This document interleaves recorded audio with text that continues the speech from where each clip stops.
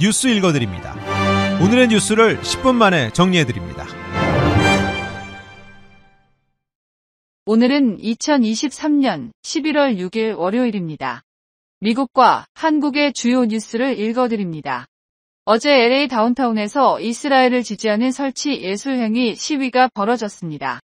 어제 LA 다운타운 그랜드팍에서 이스라엘을 지지하는 1,400여 명이 설치 예술행위인 음악이 멈췄을 때를 선보였습니다. 이들은 지난 7일 하마스가 첫날 기습한 이스라엘 노바 음악축제 현장의 모습을 재현했습니다. 공원 한가운데에선 마치 시신들이 널려있는 것처럼 피가 묻은 채 바닥에 쓰러져 있는 듯 부상자와 사망자들을 연출했고, 공원 가장자리를 둘러싼 여러 명은 눈을 천으로 가리고 손을 뒤로 묶은 채 앉아 인질의 모습처럼 꾸몄습니다. 한편 지난 4일 토요일엔 웨스트 LA에선 대규모 친팔레스타인 집회, 행진이 열렸습니다. 팔레스타인을 지지하는 수백 명이 행진하면서 이스라엘의 가자지구 공격을 멈출 것을 촉구했습니다. 브렌트우드 지역, 이스라엘 영사관 앞 빌셔 길에선 수백여 명이 팔레스타인 국기를 흔들며 공격을 당장 멈춰라라는 구호를 외쳤습니다. 이어 이들은 동쪽으로 행진해 405번 프리웨이 아래로 이동한 뒤 웨스트우드에 위치한 연방정부 건물로 향했고, 일부 차량들은 시위를 지지하기도 했습니다. 팔레스타인 무장정파 하마스가 통치하는 가자지구 보건부가 이스라엘 공격으로 인한 누적 사망자가 9,700명을 넘어섰다고 발표했습니다. AFP 통신에 따르면 가자지구 보건부는 총 사망자가 최소 9,770명이라고 밝혔습니다. 사망자 중 최소 4,800명이 어린이였다고 가자지구 보건부는 전했습니다. 이스라엘군은 하마스 시설 450곳을 타격하고 근거지를 점령했다고 밝혔습니다. 이스라엘은 우리 지상군은 가자 지구 내 관측소, 하마스 요원 훈련장, 하마스의 지하 터널 등이 포함된 하마스 군사시설을 장악했다고 주장했습니다. 내년부터 LA 지역의 렌트비 상승을 억제시키는 렌트 컨트롤 아파트의 렌트비 상승률이 최대 6% 오를 것으로 전망됐습니다. LA시 의회 주택 및 홈리스 위원회는 지난주 렌트비 동결 연장안을 부결시켰습니다. 위원회는 기존의 렌트 컨트롤 해당 아파트들의 렌트비 상승폭을 4%로 억제하는 안을 통과시켰습니다. 전기와 유틸리티를 부담하는 건물주의 렌트 비용은 추가로 2%를 더 올릴 수 있어 최대 상승폭은 6%가 됐습니다. 렌트비 인상 제한을 받는 렌트 컨트롤 아파트는 LA 시내 1978년 이전에 지어진 건물의 하나며 전체 아파트의 75%가량인 것으로 알려졌습니다. LA를 포함해 이른바 불법 이민자 보호도시를 표방하는 민주당 소속 5개 도시의 시장들이 최근 1년여 사이 미국 내 대거 유입된 중남미 출신 불법 입국자와 우크라이나 난민 지원을 이유로 연방정부에 50억 달러 규모의 추가 지원금을 요청한 것으로 알려졌습니다. 워싱턴 타임즈는 민주당 소속 브랜든 존슨 시카고 시장과 마이크 존스턴 덴버 시장이 지난 2일 백악관에서 조 바이든 대통령과 만나 불법 이주민과 망명 희망자 구제 대책과 연방 차원의 추가 지원 필요성에 대해 논의했다고 보도했습니다. 한편 조 바이든 대통령은 최소 50억 달러 지원 요청에 아무런 약속을 하지 않은 것으로 전해졌습니다.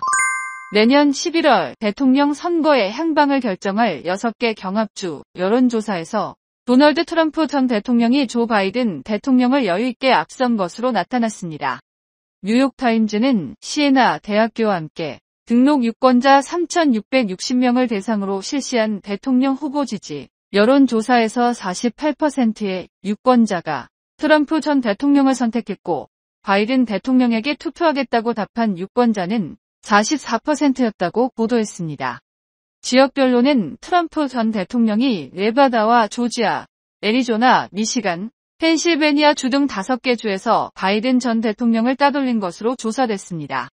바이든 대통령은 경제와 외교 등 모든 분야에서 트럼프 전 대통령보다 나쁜 평가를 받은 것으로 나타났습니다. 급격한 원화 강세가 3일째 이어지면서 원화 가격이 3개월 만에 달러당 1,300원 선을 벗어났습니다. 미국 연방준비제도의 금리 인상 사이클 종료 기대로 미국 국채 금리와 달러화 가치가 모두 하락한 데다 외국인 투자자들이 달러를 팔아 원화로 한국 주식을 사들인 영향으로 분석됐습니다. 서울 외환시장에서 달러당 원화값은 하루 전보다 25.1원, 오른 1297.3원에 마감했습니다. 지난 8월 1일 이후 3개월 만에 최고치입니다. 경기 김포 등을 서울로 편입하는 메가서울 추진에 대해 지역 균형 발전에 역행한다는 비난이 일자 김기현 국민의힘 대표는 최고위원회의에서 비수도권에서도 주민들이 뜻을 모아 메가시티 조성 의지를 표명하면 검토하겠다고 밝혔습니다. 한편 국민의힘 소속의 유정복 인천광역시장이 기자회견을 열고 김포 서울 편입은 실현 불가능한 허상이자 국민 혼란만 일으키는 정치 쇼라며 지방행정체제 개편은 다양한 이해 관계자들의 협력이 요구되는 중대한 사안인 만큼 국민 의견 수렴이 필수라고 지적했습니다. 미국 프로야구 메이저리그 베이스볼 샌디에고 파드레스의 김하성이 역대 한국인 선수로는 최초로 포지션별 최고 선수에게 주는 골드글러브를 수상했습니다. 어제 발표된 2023년 MLB 내셔널 리그와 아메리칸 리그 골드글러브 수상자 명단에서 내셔널리그 유틸리티 야수 부문 황금 장갑 수상자로 호명됐습니다. 김하성은 최종 후보에 오른 LA 다저스의 무키 베츠와 세인트루이스 카디널스의 토미 에드먼을 따돌리고 수상의 영예를 안았습니다. 날씨입니다. 오늘 남가주 지역의 낮 최고 기온은 조금 떨어지겠습니다.